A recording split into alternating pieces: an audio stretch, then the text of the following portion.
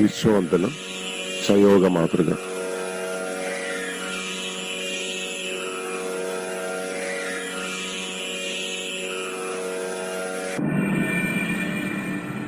ഗുരുവന്ദനം.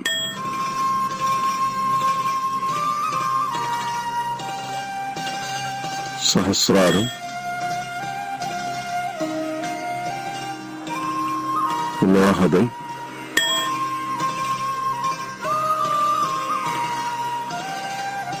സ്വാദിഷ്ഠാനം,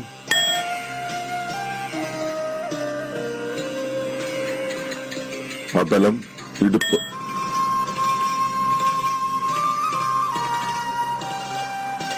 സുതലം, കാൽമുട്ട്, രസതലം, നെരിയാണി, പാതാളം, ഭൂമി. മഹാതലം, പാദം.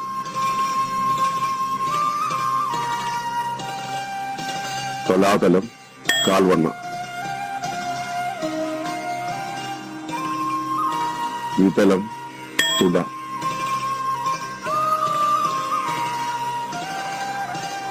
മൂലാധാരം,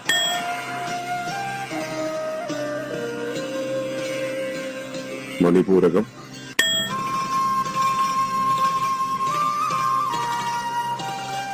വിശുദ്ധി,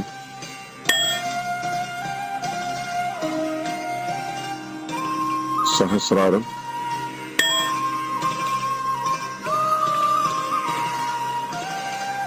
സത്യലോകം,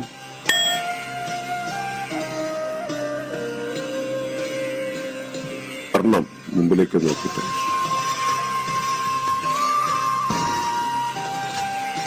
മൂലാധാരം,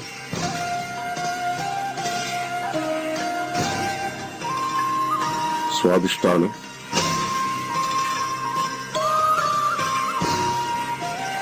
മണിപൂരകം,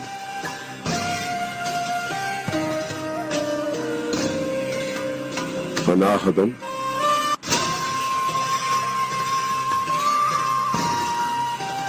വിശുദ്ധി,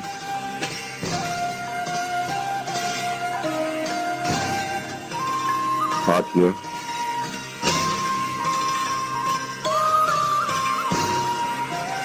സഹസ്രാരം. വലത്തോട്ട് തിരിയുക. കർണം,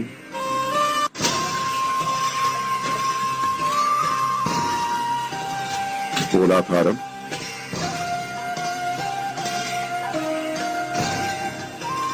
സ്വാദിഷ്ഠാനം,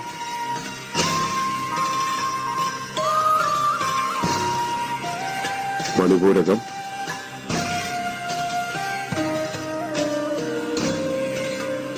അനാഹതം,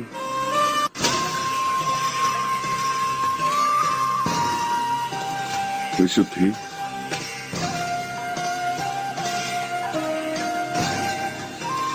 ആജ്ഞ,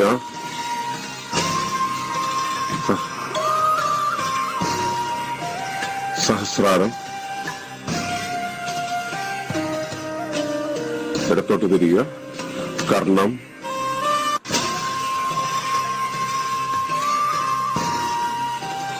മൂലാധാരം,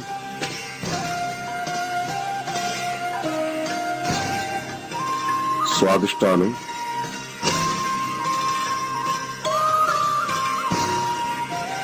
മണിപൂരകം,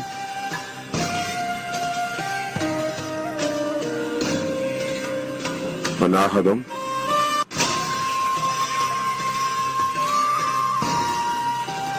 വിശുദ്ധി,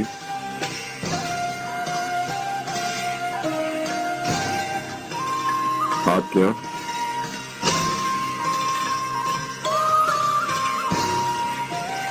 സഹസ്രാരം. മുമ്പോട്ട് തിരിയുക. കർണം,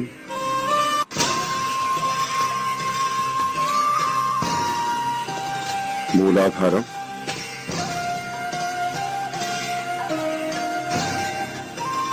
സ്വാദിഷ്ഠാനം,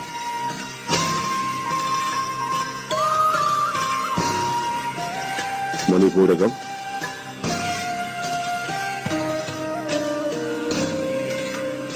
അനാഹതം,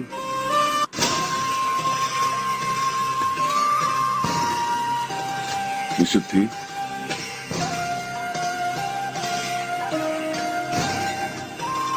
ആജ്ഞ,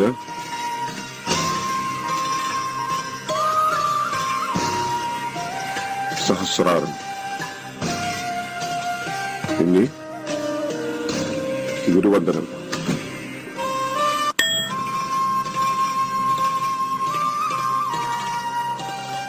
ആത്മവന്ദനം,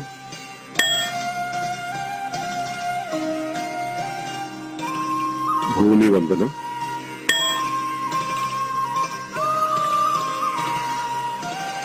ആകാശവന്ദനം,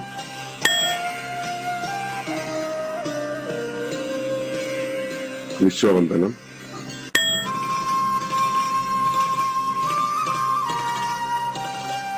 തിലോകവന്ദനം,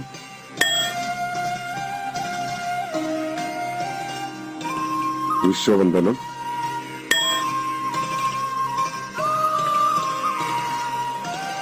ഗുരുവന്ദനം.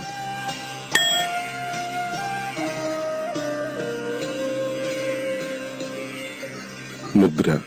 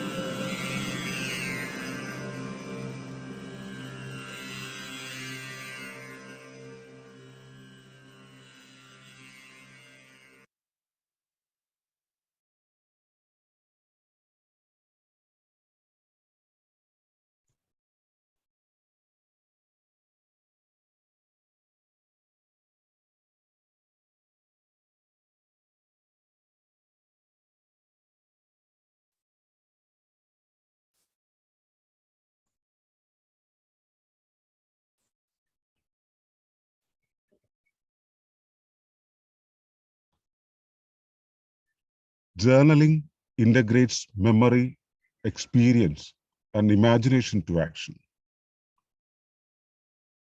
ആശയവും സംജ്ഞയും സ്മൃതിയും അനുഭവവും ഭാവനയും കർമ്മവും സമന്വയിപ്പിക്കുന്ന ബോധപ്രക്രിയയാണ് എഴുത്ത്. എഴുത്ത് എഴുതപ്പെടുന്ന വിഷയത്തെ ദീർഘകാലങ്ങളിൽ ധാരണ ചെയ്യുവാൻ മസ്തിഷ്കത്തെയും ബോധത്തെയും സഹായിക്കും. ജീവിത സംഭവങ്ങളെ പ്രത്യാവർത്തി ആലേഖനം ചെയ്യുക വഴി ബോധം ജീവിതക്രമത്തെ വടിവിൽ നിലനിർത്തുന്നു. അതോടൊപ്പം ജീവിത പ്രക്രിയകളെ ഗുരുത്വത്തോടെ സമന്വയിപ്പിക്കുന്നവർ ജീവിത സാഫല്യമടയുന്നു.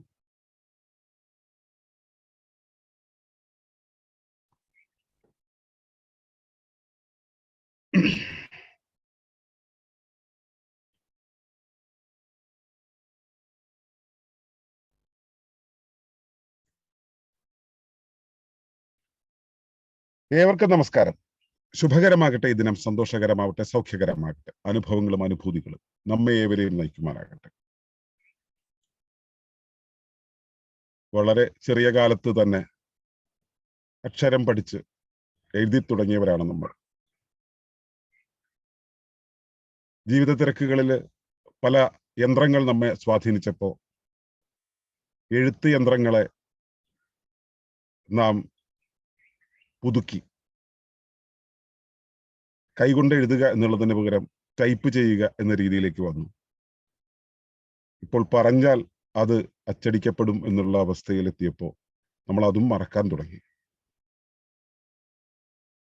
കൈകൊണ്ട് മണ്ണിൽ എഴുതി പഠിച്ചപ്പോൾ നമ്മുടെ നാഡീജാലത്തിലൂടെ അത് നമ്മിലേക്ക് പകർന്നു തന്നത് പ്രകൃതിയുടെ ആശയങ്ങളെ, ഭാവനകളെ, സ്മൃതികളെ ഒക്കെ സ്വാംശീകരിക്കാനുള്ള ഒരു ശേഷിയായിരുന്നു.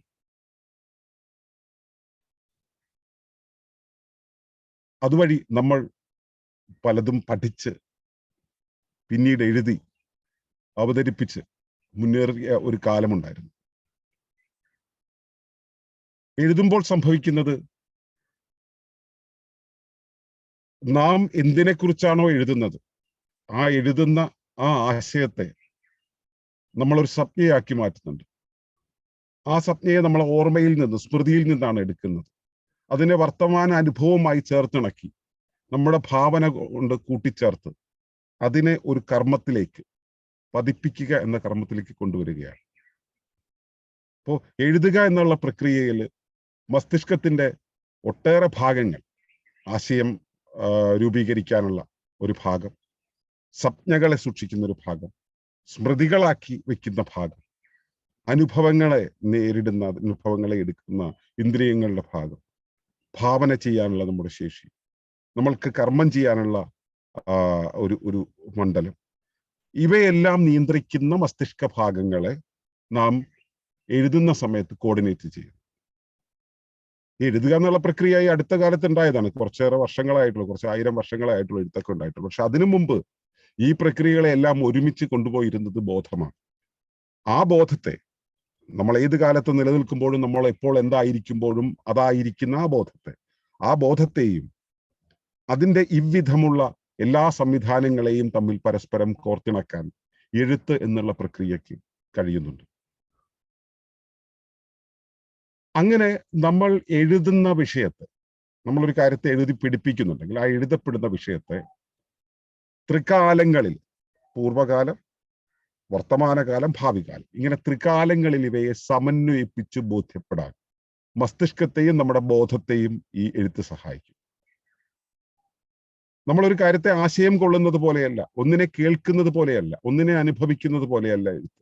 ഇവയെല്ലാം കൂടെ ചേർന്ന് വരുന്നതാണ് എഴുത്ത്. അങ്ങനെ നമുക്ക് എഴുതുന്ന ഒരു പ്രോസസ്സ് നമുക്ക് അറിയാം, നമ്മൾ പഠിച്ചിട്ടുണ്ട്.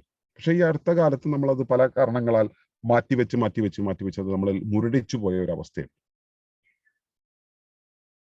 ഇതിലെ ഒരു ഭാഗമാണ്, ഈ എഴുത്തിന്റെ ഒരു ഭാഗമാണ്, എഴുത്തിന്റെ ആ ഒരു സംസ്കാരത്തിന്റെ ഒരു ഭാഗമാണ് ജേർണലിംഗ് എന്നുള്ളത്, നിത്യ ജീവിതത്തിലെ കാര്യങ്ങളെ എഴുതുക എന്നുള്ളത്. ഡയറി എഴുത്ത് അത്തരത്തിലൊന്നാണ്. അപ്പോൾ ഒരു നോട്ട് പുസ്തകത്തിൽ നമുക്ക് അതാത് ദിവസങ്ങളിൽ നടന്ന കാര്യങ്ങളെയും ഇനി നടക്കേണ്ടുന്ന കാര്യങ്ങളെയും ഇപ്പോൾ നമ്മുടെ വിചാരത്തിലൂടെ പോയിക്കൊണ്ടിരിക്കുന്ന കാര്യങ്ങളെയും എല്ലാം ആലേഖനം ചെയ്യുന്ന സമയത്ത് നേരത്തെ പറഞ്ഞതുപോലെ നമ്മുടെ ഉള്ളിലെ ആശയവും സംജ്ഞകളും ഓർമ്മകളും അനുഭവങ്ങളും ഭാവനയും എല്ലാം നമ്മൾ കോർത്തിണക്കി കർമ്മത്തോടൊപ്പം കൊണ്ടുവരികയാണ്. ഇനി ഇത് കർമ്മം എന്നുള്ള രീതിയിൽ നമ്മൾ കൈകൊണ്ട് എഴുതി കർമ്മത്തിന്റെ പ്രാഥമിക ചാലനം നടത്തി കഴിഞ്ഞു. അതിനുശേഷം ഇനി അത് വെളിപ്പെടുത്തിയാൽ മതി. അത്രയേ ഉള്ളൂ ഇനി എഴുത്തിന് ശേഷമുള്ള കാര്യം, അത് നടപ്പിലാക്കിയാൽ മതി. അതുകൊണ്ട് തന്നെ നമ്മുടെ ജീവിത പ്രക്രിയകളെ ഈ എഴുത്തിന് തുടർച്ചയായിട്ട് ചേർത്ത് വെക്കാൻ ഒരാൾക്ക് കഴിയുന്നുണ്ടെങ്കിൽ, നമ്മൾ ഇത്രയും കൂടി ജീവിതത്തിന്റെ ഒട്ടേറെ കാര്യങ്ങളെ സ്വാംശീകരിച്ച് നമ്മൾ റെഡി സെറ്റായിട്ട് അവിടെ നിന്നു. ഇനി നമ്മുടെ ജീവിത പ്രക്രിയയെ, ജീവിതത്തിൽ ഉണ്ടാവുന്ന ധർമ്മങ്ങളെ, നമ്മൾ ചെയ്തുകൊണ്ടിരിക്കുന്ന കർമ്മങ്ങളെയൊക്കെ തുടർന്നുള്ള ആ ഒരു പ്രക്രിയയുടെ, ജീവിത പ്രക്രിയയുടെ ഭാഗമായിട്ട് ഈ സ്മൃതികളോട് ചേർത്ത് വെച്ചാൽ, ഈ എഴുത്തിന്റെ പ്രോസസ്സിനോട് ചേർത്ത് വെക്കുന്ന സമയത്ത് നമുക്ക് ഒരു കാര്യം കൂടിയുണ്ട്, നമ്മുടെ വേരുകൾ വിട്ടുപോകരുത്. വേരുകൾ വിട്ടുപോകുക, അത് ഗുരുത്വത്തോടെ ചേർത്ത് വെച്ച് കഴിഞ്ഞാൽ നമുക്ക് നമ്മുടെ ജീവിത സാഫല്യമെന്നോ അതിലേക്ക് എത്താൻ കഴിയുമെന്നാണ് പറയപ്പെടുന്നത്. എഴുത്ത് സത്യത്തിൽ പേപ്പറിലേക്കല്ല, മനസ്സിലേക്കാണ്, ജീവിതത്തിലേക്കാണ്. അങ്ങനെ എഴുതുന്ന സമയത്ത്, നമ്മൾ കൃത്യമായിട്ട് ജേർണലിംഗ് നടത്തുന്ന സമയത്ത് അത് നമ്മുടെ ജീവിതത്തെ കൃത്യമായി ആവിഷ്കരിക്കും. ആ ആവിഷ്കാരത്തിനൊപ്പം നമ്മുടെ പ്രവൃത്തികളും കൂടെ ചേർത്ത് വെച്ചാൽ മതി. ആ പ്രവർത്തനങ്ങളെ ചേർത്ത് വെക്കാനും നിരന്തരമായിട്ട് എഴുതാനും നിങ്ങൾക്ക് കഴിയുമാറാകട്ടെ. അതുവഴി നിങ്ങളുടെ സ്വപ്നങ്ങളും നിങ്ങളുടെ ജീവിത ലക്ഷ്യവുമെല്ലാം സാഫല്യമടയട്ടെ എന്ന് ഞാൻ പ്രാർത്ഥിക്കുന്നു. നന്ദി, നമസ്കാരം.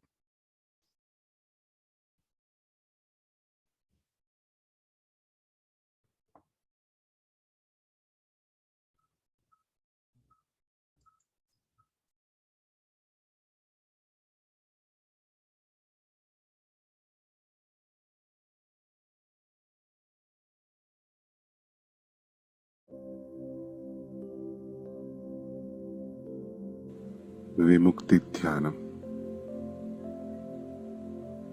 നാം ഒരു പുതിയ ജീവിതകാലത്തേക്ക് ചുവട് വയ്ക്കുകയാണ്. പുതിയ പ്രതീക്ഷകളും പുതിയ സ്വപ്നങ്ങളും പുതിയ ലക്ഷ്യങ്ങളും നമ്മെ നയിക്കുകയാണ്.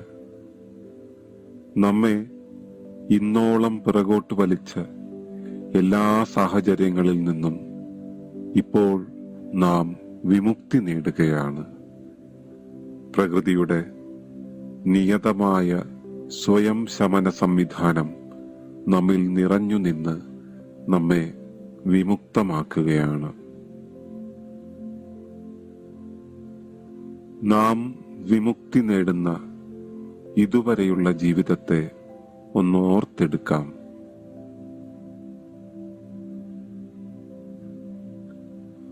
നമ്മുടെ ഭൂതകാല വിഷമങ്ങളെ എല്ലാം മറക്കുക. മനസ്സിലുള്ള വിദ്വേഷങ്ങളും വെറുപ്പുകളും നമ്മെ പിന്തിരിപ്പിക്കുന്ന മറ്റെല്ലാ ഊനവികാരങ്ങളും ഓരോന്നായി അലിയിച്ച് കളയുക.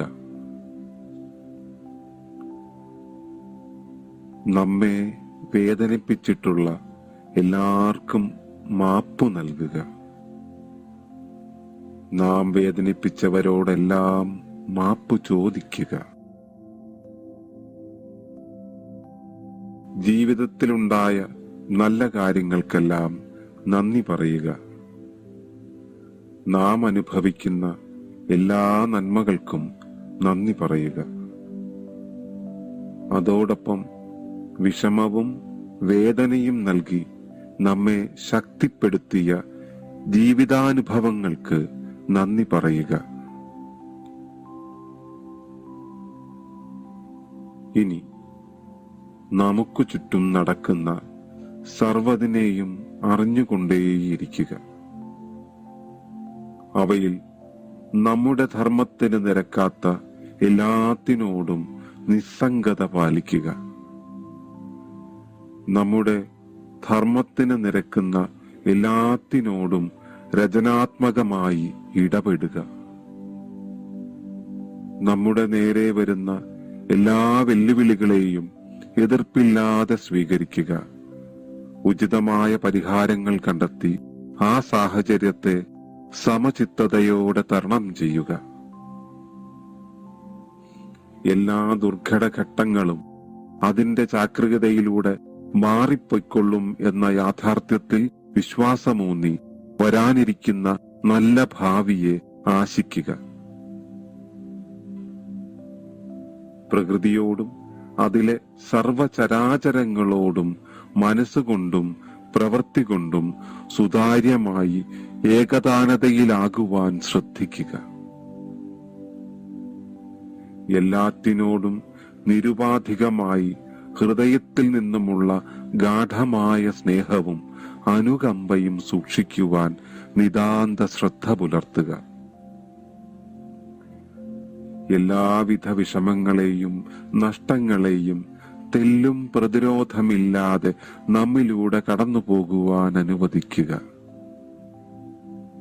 ലോകത്തിലെ എല്ലാ തിന്മകളെയും ദുരന്തങ്ങളെയും പ്രകൃതിയുടെ പ്രകൃതം തന്നെയെന്ന് കണ്ട് അതിലൂടെ കടന്നു പോകുവാൻ അനുവദിക്കുക. നാം കടത്തിവിടുന്നതെല്ലാം ഈ മഹാജീവിത വിസ്മയത്തെ രചിച്ച പ്രകൃതിയുടെ മായിക ഹസ്തങ്ങളിലേക്കാണെന്ന് ബോധ്യപ്പെടുക. നമുക്ക് വേണ്ടതിനെ മാത്രം ആശിക്കുക, ഭാവന ചെയ്യുക. അതിനായി പ്രകൃതിയോട് മനസ്സ് തുറന്ന് പൂർണ്ണ വിശ്വാസത്തോടും ഭക്തിയോടും അർത്ഥിക്കുക. നമുക്ക് ചുറ്റുമുള്ള സർവജാലങ്ങൾക്കും വേണ്ടതെല്ലാം വേണ്ടും വിധമുണ്ടായി സർവശാന്തി ഉണ്ടാകട്ടെ എന്ന് സർവാത്മനാ അർത്ഥിക്കുക. അങ്ങനെ സമൃദ്ധിയും ജ്ഞാനവും സാക്ഷാത്കാരവും നിറഞ്ഞ നമ്മുടെ ജീവിതത്തിലേക്ക് പ്രകൃതി വഴിയൊരുക്കട്ടെ. നന്ദി, നന്മ, ഒളിമ്പ.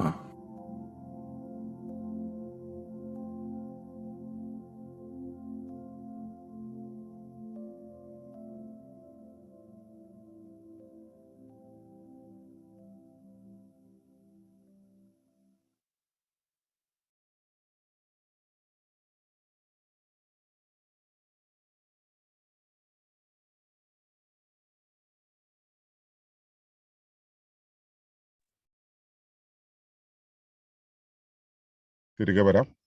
നമുക്ക് ഇന്നത്തെ നിരൂപണങ്ങളിലേക്ക് കിടക്കാം. പുഷ്പവല്ലി, ഏട്ടാ ഒരു മിനിറ്റ്, മോന് സ്കൂളിൽ പോവാൻ സമയമായി. മോനൊന്ന് എക്സിബിഷന് പോവാണല്ലോ അല്ലേ? ഓക്കെ. അപ്പോ എല്ലാ ഭാവുകങ്ങളും നന്നായിട്ട് നല്ല പറഞ്ഞിരുന്നു. സയൻസ് ഫെയറില് മിടുക്കനായിട്ട് വിജയശ്രീലാളിതനായിട്ട് വരും. പിന്നെ വിജയിച്ചാലും വിജയിച്ചില്ലെങ്കിലും നമുക്ക് പെർഫോം ചെയ്യാന്നുള്ളതാണ് കാര്യം കേട്ടോ.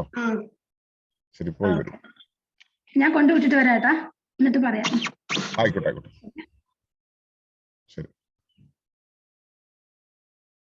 ഓർഗാനിക് ഫാമിംഗ് ആണ് വിഷയം.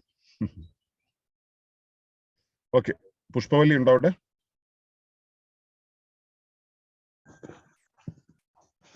നമസ്കാരം. ഞാനിപ്പോ വൈകിട്ടാണ് കയറിയത്.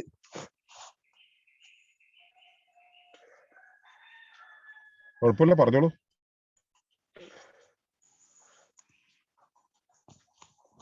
ഇതൊക്കെ അങ്ങനെ കേൾക്കുമ്പോ കുറെ കാര്യങ്ങളൊക്കെ മനസ്സിലാവുന്നുണ്ട്.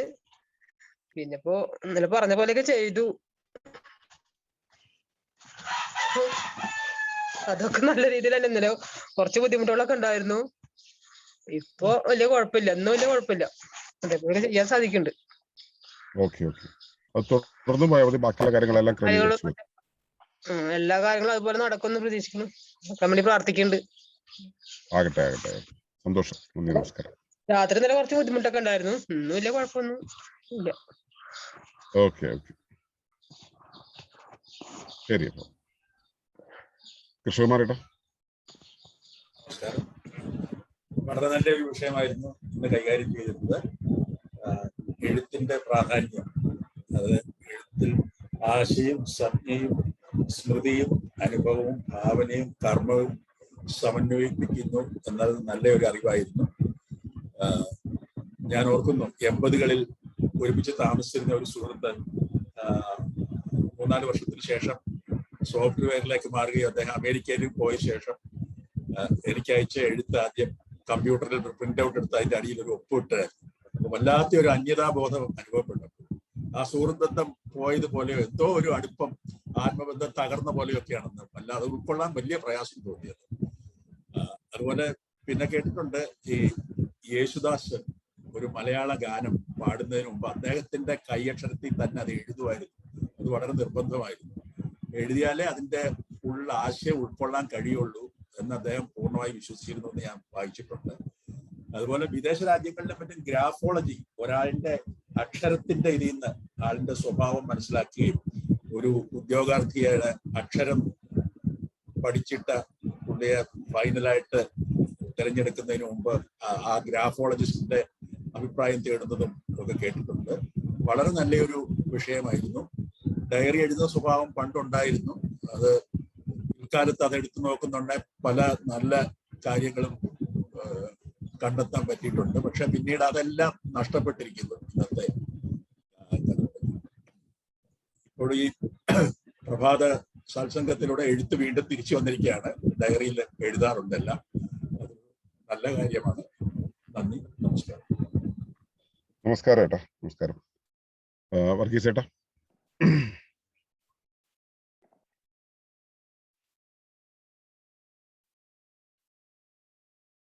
കേൾക്കുന്നില്ല ഏട്ടാ, മൈക്ക് വരാറാണ്. ഏട്ടന് ഇത് കുത്തുമ്പോ അത് വർക്ക് ചെയ്യും, അത് കുത്തുമ്പോ ഇത് വർക്ക് ചെയ്യും, എങ്ങനെയാ? അല്ല, അത് നമസ്കാരം. രാവിലെ അത് വർക്ക് ചെയ്യാത്ത കാരണം അത് മാറ്റി വെച്ചു. ഇത് വെക്കാനും മറന്നുപോയി. ഓക്കെ, എല്ലാവർക്കും നമസ്കാരം. അപ്പൊ ഇന്നത്തെ വിഷയം എഴുത്തെന്നുള്ളതാണ്. അപ്പൊ എഴുത്തിന്റെ പല പ്രാധാന്യങ്ങളുണ്ട്. എഴുത്തിനെ നമ്മൾ കാണേണ്ട, നമ്മൾ ഒരു അതിന്റെ റെക്കോർഡിങ് ഓഫ് നമ്മുടെ ആക്ഷൻസ് എന്നുള്ളത്, അത് ഒരു ക്യാരക്ടറാണ്. നമ്മൾ എഴുതി അതിനെ വെക്കുക എന്നുള്ളത് ഒന്ന്. അതായത് ഡയറി റൈറ്റിംഗ് എന്നുള്ള രീതിയിൽ, അല്ല ജേണൽ റൈറ്റിംഗ് എന്നുള്ള രീതിയിൽ നമ്മുടെ ദിവസം സംഭവിക്കുക. അത് ഓർമ്മശക്തി മെച്ചപ്പെടുത്താനും അതിനും എല്ലാത്തിനും സഹായിക്കും. സെക്കൻഡ് പാർട്ട് എന്ന് പറഞ്ഞു കഴിഞ്ഞാൽ അത് നമ്മുടെ ജീവിതത്തെ ഒന്ന് അനലൈസ് ചെയ്യാൻ, ഒരു തിരിഞ്ഞുനോട്ടത്തിന് സഹായിക്കും. അനലൈസ് ചെയ്ത് അത് നമ്മളെ ഒരു പ്രോബ്ലം സോൾവിങ്ങിന് വേണ്ടിയിട്ട് നമ്മൾ എന്തെങ്കിലും ഒന്ന് വിശകലനം ചെയ്തിട്ട് അതിനെ മെച്ചപ്പെടുത്തുന്നത് എങ്ങനെയാണെന്ന് അതിനുള്ള ഒരു അനാലിസിസ്. മൂന്നാമതായിട്ട് അത് ചെയ്യുന്നതിലൂടെ നമുക്കൊരു എൻലൈറ്റ്മെന്റ് സംഭവിക്കാം. ഒരു ക്രിയേറ്റീവ് പ്രോസസ്സാണ് റൈറ്റിംഗ് എന്ന് പറയുന്നത്. ഒരു ക്രിയേഷനാണ്. അപ്പോൾ അത് ക്രിയേഷൻ, ഒരു ക്രിയേറ്റീവ് മെഡിറ്റേഷൻ എന്നുള്ള രീതിയിൽ. നാലാമത് നമ്മൾ പ്രഭാവം അതിലൂടെ പകർത്താൻ പറ്റും. കാരണം എഴുത്തുകാർക്ക് ഒരു ഇതുണ്ട്, നമ്മൾ ഉള്ളിലുള്ളാവുന്ന സൃഷ്ടിക്കപ്പെടുന്ന ആശയങ്ങൾ മറ്റുള്ളവരിലോട്ട് പ്രഭാവം ചെലുത്തി പകർത്തുക എന്നുള്ളത് അതൊരു കലയായിട്ട് തന്നെ, അതായത് ഒരു ത്വരയായിട്ട് വരുന്നുണ്ട്. അപ്പൊ അങ്ങനെയുള്ളവർക്ക് ആ പ്രഭാവം പരത്തിക്കൊണ്ടിരിക്കുക, അവരെപ്പോഴും പുതുതായിട്ട് എഴുതിക്കൊണ്ടിരിക്കും. അപ്പൊ അങ്ങനെ നാല് പ്രധാന ഫംഗ്ഷനായിട്ട് എനിക്കിത് മനസ്സിലായത്. അപ്പൊ അതൊരു മെഡിറ്റേഷനായ ഒരു സൃഷ്ടിയാണ്, ഒരു മെഡിറ്റേഷനാണ്, അതുപോലെ തന്നെ ഒരു പ്രഭാവമാണ് എന്നുള്ള രീതിയിൽ വളരെ ഇതായിട്ട് എനിക്ക് പറയുന്നതിന്റെ കൂട്ടത്തിൽ തന്നെ ഞാനിതിങ്ങനെ ചിന്തിച്ചു പോകുമായിരുന്നു. ഞാൻ പെട്ടെന്ന് ഉണ്ടായ ഒരു ആശയത്തിൽ കൂടെ ഞാൻ എഴുതി വെച്ചതായിരുന്നു പോയിന്റ്. അപ്പൊ അതെനിക്ക് വളരെ ഇതായിട്ട് സ്യൂട്ടബിൾ ആയിട്ട് കിടക്കുന്നത് തോന്നി. ജേർണൽ റൈറ്റിംഗ് അല്ലെങ്കിൽ എഴുത്തിലൂടെ നമ്മൾ എവിടം വരെ എത്തുമെന്നുള്ളത് അതിന്റെ അറ്റം വരെ എഴുതുന്നുണ്ട്. കാരണം എനിക്കത് ഇപ്പൊ ഞാൻ GLSS ഒക്കെ ചെയ്തുകൊണ്ടിരുന്നപ്പോ എന്ന് പറഞ്ഞാൽ, അപ്പൊ ഞാൻ തന്നെ മനസ്സിലാക്കിയത് മറ്റുള്ളവരോട് പകർന്നു കൊടുക്കുക എന്ന് പറയുന്നത് എൻ്റെ അകത്തു നിന്നുള്ളൊരു ഇതായിട്ട് വരികയാണ്, ഒരു പ്രഷറാണ്. ആ ഒരു ത്വര ഉള്ളതുകൊണ്ട് അത് നമ്മൾ മറ്റുള്ളവർക്ക് കൂടെ പറഞ്ഞു കൊടുക്കുക എന്നുള്ളത്, അതാണ് പ്രഭാവം എന്നുള്ള ഇതിൻ്റെ ശരിക്കുള്ള മീനിങ്. അത് നല്ലൊരു വിഷയമായിരുന്നു. അപ്പൊ ഇന്നത്തെ എല്ലാവർക്കും അത് പ്രയോജനപ്പെട്ടു എന്ന് വിചാരിക്കുന്നു. Thank you.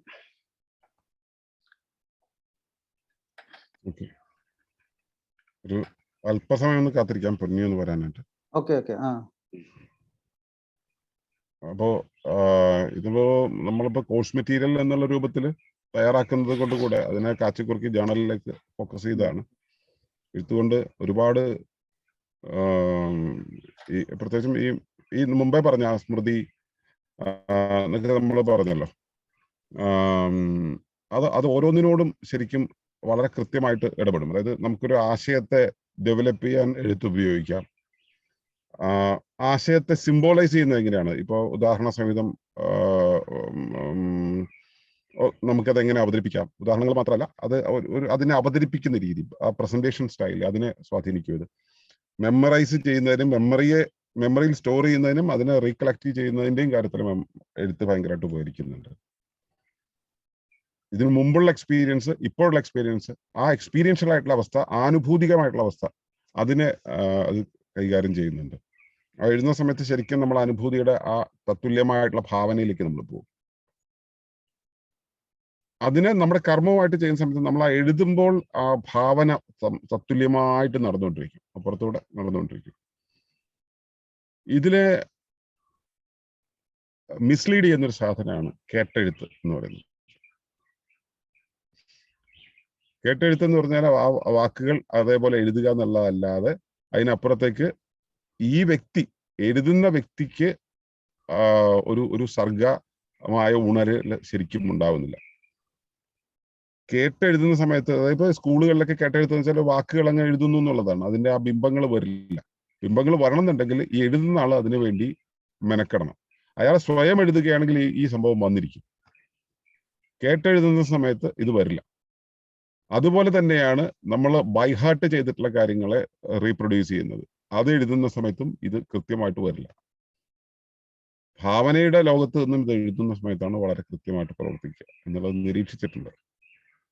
ഓക്കെ, അപ്പോ ആള് പറഞ്ഞോളൂ.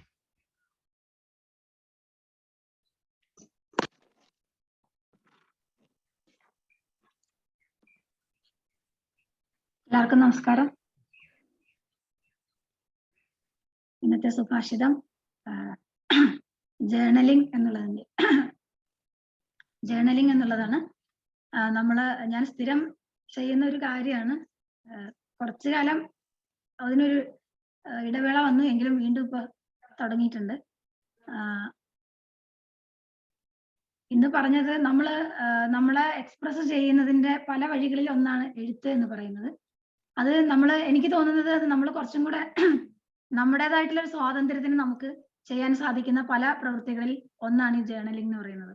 അപ്പൊ അതില് ഏട്ടനിപ്പോ പറഞ്ഞതുപോലെ ഭാവന കൂടി കലരുന്ന സമയത്ത് അതിന് നമുക്ക് ശരിക്കും കൃത്യമായിട്ട് നമ്മുടെ ഒരു ഭാവിയെ രൂപപ്പെടുത്തിയെടുക്കാൻ സഹായിക്കുന്നു എന്നുള്ളതാണ് ജേർണലിംഗ് എന്ന് പറയുന്നത്.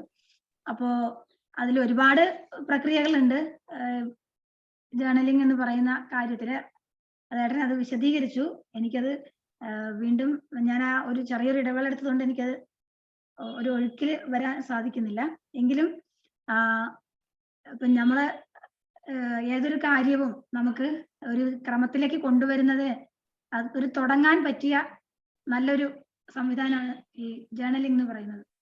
അത് നമുക്ക് കൃത്യമായിട്ട് നമ്മൾ എന്താണെന്ന് റീഡ് ചെയ്യാൻ കുറച്ച് ദിവസം നമ്മൾ എഴുതി കഴിഞ്ഞ് വീണ്ടും നമ്മളത് തുറന്ന് നോക്കുന്ന സമയത്ത് നമുക്ക് ആ ഒരു വ്യത്യാസം, നമ്മുടെ ഒരു പുരോഗതിയുടെ വ്യത്യാസം കൃത്യമായിട്ട് മനസ്സിലാക്കാൻ ഈ ജേർണലിംഗ് സഹായിക്കും.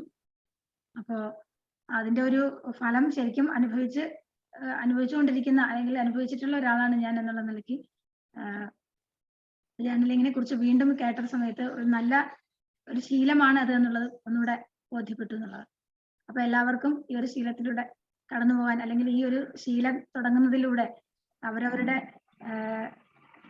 ഭാവി എന്ന് പറയുന്നതിനേക്കാൾ അവരവരുടെ ജീവിതത്തിന്റെ താളത്തെ ഒരു ക്രമത്തിലാക്കുന്നതിന്, ചിട്ടപ്പെടുത്തുന്നതിനായിട്ട് സഹായിക്കുന്നു എന്നുള്ളതാണ്. എല്ലാവർക്കും അത് സാധിക്കട്ടെ എന്ന് പ്രാർത്ഥിക്കുന്നു. നന്ദി, നമസ്കാരം. നമസ്കാരം. അപ്പോ ഇന്നത്തെ നിരൂപണങ്ങൾ ഇവിടെ അവസാനിപ്പിക്കാം. എല്ലാവർക്കും ശുഭദിനം ഉണ്ടാകട്ടെ.